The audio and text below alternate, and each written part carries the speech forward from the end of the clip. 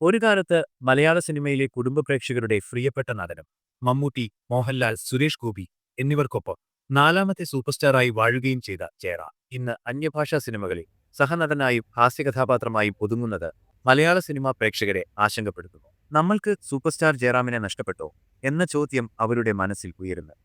പത്മരാജൻ സംവിധാനം ചെയ്ത അപര് എന്ന ചിത്രത്തിലൂടെയാണ് ജയറാം മലയാള സിനിമയിലേക്ക് കടന്നുവരുന്നത്. ആദ്യ ചിത്രത്തിൽ തന്നെ ഇരട്ടവേഷത്തിലെത്തി തന്റെ അഭിനയ മികവ് അദ്ദേഹം തെളിയിച്ചു. പിന്നീട് പത്മരാജന്റെ തന്നെ മൂന്നാം പക്കം, ഇന്നലെ എന്നീ ചിത്രങ്ങളിലും നായകനായി. 1990കൾ ജയറാം എന്ന നടന്റെ സുവർണ കാലഘട്ടമായിരുന്നു. പെരുവണ്ണാപുരത്തെ വിശേഷങ്ങൾ, നന്മ നിറഞ്ഞവൻ ശ്രീനിവാസൻ, പ്രാദേശിക വാർത്തകൾ, സന്ദേശം, തലയണ മന്ത്രം, തൂവൽ കൊട്ടാരം, മാളൂട്ടി തുടങ്ങി എണ്ണിയാൽ തീരാത്തത്ര ഹിറ്റുകൾ ജയറാമിന്റെ പേരിലുണ്ട്. ഇതിൽ മേലേപ്പറമ്പിൽ ആൺവീട് ജയറാമിനെ സൂപ്പർ സ്റ്റാർ പദവിയിലേക്ക് ഉയർത്തി. 2000കളിലും ജയറാം നിരവധി വിജയചിത്രങ്ങൾ സമ്മാനിച്ചു. കൊച്ചു കൊച്ചു സന്തോഷങ്ങൾ, മനസ്സിനക്കരെ, യാത്രക്കാരുടെ ശ്രദ്ധയ്ക്ക്, വെറുതെ ഒരു ഭാര്യ തുടങ്ങിയ സിനിമകൾ ഇതിനുദാഹരണങ്ങളാണ്. കോമഡി, കുടുംബചിത്രങ്ങൾ എന്നിവ കൂടാതെ കാണാ കൺമണി, വിന്റർ പോലുള്ള ഹൊറർ സിനിമകളിലും ജയറാം അഭിനയിച്ചിട്ടുണ്ട്. സ്ഥിരമായി മാസുവേഷങ്ങൾ ചെയ്യാത്ത ആളാണെങ്കിലും മയിലാട്ടം, ഇവർ തുടങ്ങിയ ചിത്രങ്ങളിലൂടെ മാസുവേഷങ്ങളും തനിക്ക് വഴങ്ങുമെന്ന് അദ്ദേഹം തെളിയിച്ചു. ശേഷം എന്ന ചിത്രത്തിലെ ജയറാമിന്റെ പ്രകടനം വ്യക്തിപരമായി ഇഷ്ടപ്പെട്ട ഒന്നാണ്. സിനിമയ്ക്ക് പുറത്ത് മിമിക്രി കലാകാരനും ചെണ്ട വിദ്വാനും കൂടിയായ ജയറാമിന് വലിയൊരു ആരാധക വൃന്ദവും അഭ്യുദയകാംക്ഷികളും ഉണ്ടായിരുന്നു. 2010കൾ മലയാള സിനിമയിൽ വലിയ മാറ്റങ്ങൾ കൊണ്ടുവന്ന ദശകമായിരുന്നു. ന്യൂ വേവ് സിനിമകളുടെ കടന്നുവരവ്. ഈ കാലഘട്ടത്തിലും seniors, happy husbands, China town പോലുള്ള ചില ഹിറ്റുകൾ ജയറാമിന് ലഭിച്ചെങ്കിലും 2010കളുടെ രണ്ടാം പകുതിയിൽ ജയറാം ചിത്രങ്ങൾ പതുക്കെ പരാജയപ്പെടാൻ തുടങ്ങി. അന്യഭാഷാ ചിത്രങ്ങളിലേക്ക് വരുമ്പോൾ 90കൾ മുതൽക്കേ ജയറാം തമിഴിൽ അഭിനയിക്കുന്നുണ്ട്.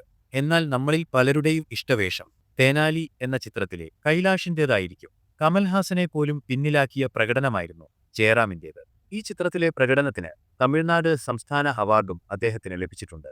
ജയറാമിന്റെ മിക്ക തമിഴ് വേഷങ്ങളും അത്യാവശ്യം നല്ലവയായിരുന്നു. അടുത്തിടെ ഇറങ്ങിയ പൊന്നിയിൻ സെൽവൻ, റെട്രോ സിനിമകളിലെ വേഷങ്ങളും വ്യക്തിപരമായി ഇഷ്ടപ്പെട്ടതാണ്. പ്രശ്നം ആരംഭിക്കുന്നത് തെലുങ്ക് സിനിമകളിലാണ്. അനുഷ്ക ഷെട്ടി നായികയായ ഭാഗമതിയായിരുന്നു ജയറാമിന്റെ ആദ്യ തെലുങ്ക് ചിത്രം. അതിൽ ഒരു മികച്ച വില്ലൻ വേഷം അദ്ദേഹം ചെയ്തു. പിന്നീട് വന്ന അല്ലു അർജുൻ ചിത്രം അല വൈകുണ്ഠപുരമുലോ ഇലും മോശമല്ലാത്ത ഒരു വേഷമായിരുന്നു.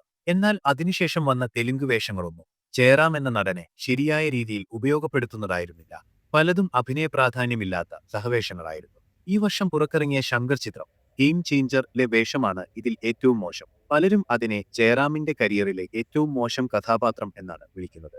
ഏത് സിനിമ ചെയ്യണം എന്നത് ജയറാം എന്ന നടന്റെ വ്യക്തിപരമായ തിരഞ്ഞെടുപ്പാണ്. എന്നാൽ നമ്മുടെ സൂപ്പർ സ്റ്റാർ മറ്റു ഭാഷകളിൽ പോയി അഭിനയ പ്രാധാന്യം തീരെയില്ലാത്ത വേഷങ്ങൾ ചെയ്യുമ്പോൾ സിനിമ കണ്ടു വളർന്ന ഏതൊരു മലയാളിക്കും വിഷമം തോന്നും. ഇത് ജയറാമിന് മാത്രം ബാധകമായ കാര്യമല്ല. പുഷ്പ, വേട്ടയാൻ എന്നീ ചിത്രങ്ങളിലെ ഫഹദ് ഫാസിലിന്റെ വേഷങ്ങൾക്കും മലയാളി പ്രേക്ഷകരുടെ ഇടയിൽ നിന്ന് ഈ വിമർശനം ഉയർന്നിരുന്നു. എങ്കിലും നമ്മൾ ജയറാമിന്റെ തിരിച്ചുവരവിനായി കാത്തിരിക്കുന്നവരാണ്. 2024ൽ പുറത്തിറങ്ങിയ എബ്രഹാം ഓസ്ലർ എന്ന സിനിമ ഇതിനൊരു തെളിവാണ്. ഒരു ശരാശരി ചിത്രമായിരുന്നിട്ടും അത് വിജയിച്ചത് ജയറാമിനോട് മലയാളികൾക്കുള്ള സ്നേഹം കൊണ്ടാണ്. അതുകൊണ്ട് പ്രിയപ്പെട്ട ജയറാമേട്ട, ഞങ്ങൾ മലയാളികൾ നിങ്ങളുടെ ശക്തമായ തിരിച്ചുവരവിനായി കാത്തിരിക്കുക. ഈ വീഡിയോ നിങ്ങൾക്ക് ഇഷ്ടമായെങ്കിൽ ലൈക്ക് ചെയ്യുക. ഇതുപോലുള്ള കൂടുതൽ വീഡിയോ ലേഖനങ്ങൾക്കും സിനിമാ സംബന്ധിയായ വിശേഷങ്ങൾക്കുമായി ഞങ്ങളുടെ ചാനൽ സബ്സ്ക്രൈബ് ചെയ്യുക. നിങ്ങളുടെ പിന്തുണയ്ക്ക് നന്ദി.